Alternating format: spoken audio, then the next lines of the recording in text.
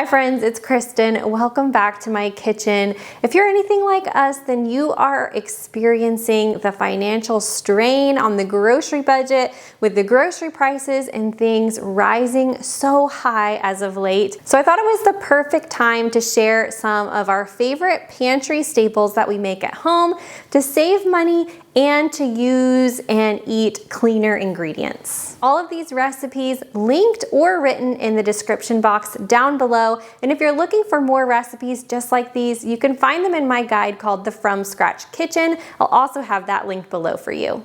It probably comes as no surprise to you that clean ingredients in our pantry staples is something that's really important to us. One of those things that is difficult to find in stores is mayonnaise. So a lot of mayonnaise have soybean oil and other seed oils and things that we're just not comfortable with, and we try to avoid whenever possible. There are some brands that make them with avocado oil, but they're very costly. In our area, they're like $11 or $12 for a small jar. And we can go through that pretty quickly as a family of 6. So I do like making mayonnaise at home whenever I can, and when I'm looking to save some money, I make a smaller amount because it only lasts about a week in the fridge. So this will last our family easily a week, and then I just remake it and you'll see how simple it is.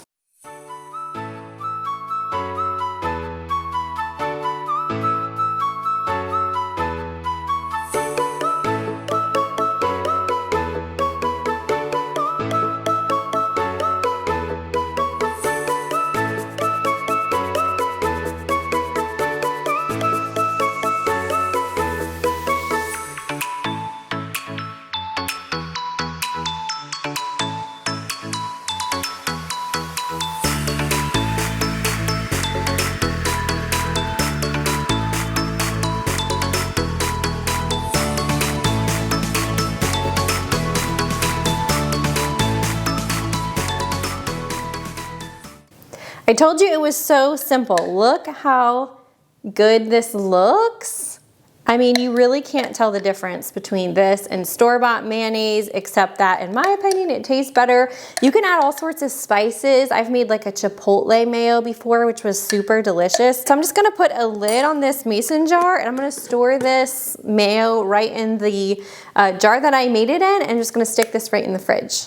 Another pantry staple we love to make at home is actually brown sugar. Many people don't know that you can make your own brown sugar at home with just 2 ingredients. This one might save you a little bit of money, but more so we just love the flavor and the fact that we can make it with our own organic cane sugar. So we buy organic cane sugar in bulk and it's less refined. We like it that way. And then we can add our molasses to it and make our own brown sugar. It tastes super fresh, delicious in cookies and muffins.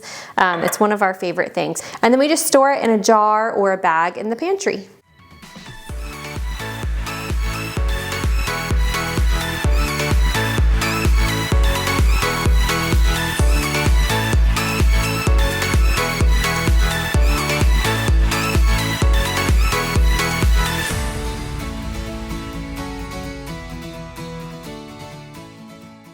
If you're looking to make light brown sugar, you can use 1 tablespoon per cup of sugar. And then if you want the darker brown sugar, you would use 2 tablespoons of molasses per 1 cup of sugar.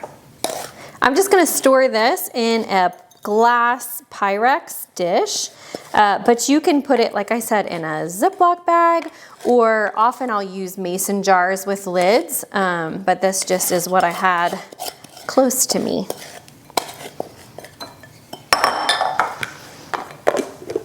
Another pantry staple that we love to make at home and actually does save us a ton of money is homemade granola. So to find a small bag at the grocery store with decent ingredients, it's like $7.99 at our grocery store here. So we like to make a really big batch of granola, store it in large glass jars in the pantry, and we will eat on that for quite a while for a fraction of the cost. One of the things I love so much about homemade granola is just how versatile it is. So you can change up the ingredients and the spices depending on, you know, what's in season or even just what you have in your pantry. For instance, Usually oats is the base that I like to use, and I always include coconut oil and honey. But then other than that, I like to switch it up. So today we're doing pecans and almonds. We're gonna add those in.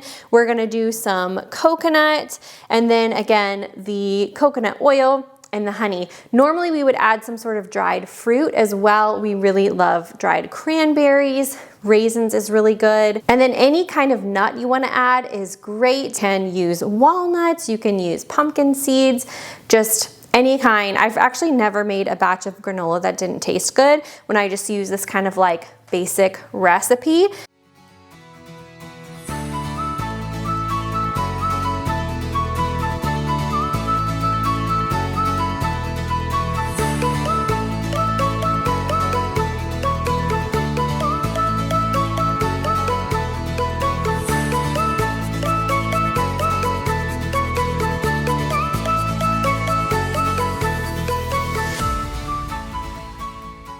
This next recipe is another favorite. This is our raw milk yogurt. So we love getting our milk from the farm down the road, and so we can get it in its raw form. And we've been doing that for over 10 years now, and then making our own yogurt with it. I just use my Instant Pot. That's the easiest thing that I have found. It's so simple. You just do like a couple things and then you set it and leave it for like 12 hours and just let it do its thing. It's amazing. And then I don't use any fancy or expensive cultures. I just get organic, plain whole milk yogurt from the store, and I use just a little bit of this to culture the yogurt to make my batch. So I'm gonna show you exactly how I do it and just how easy it is.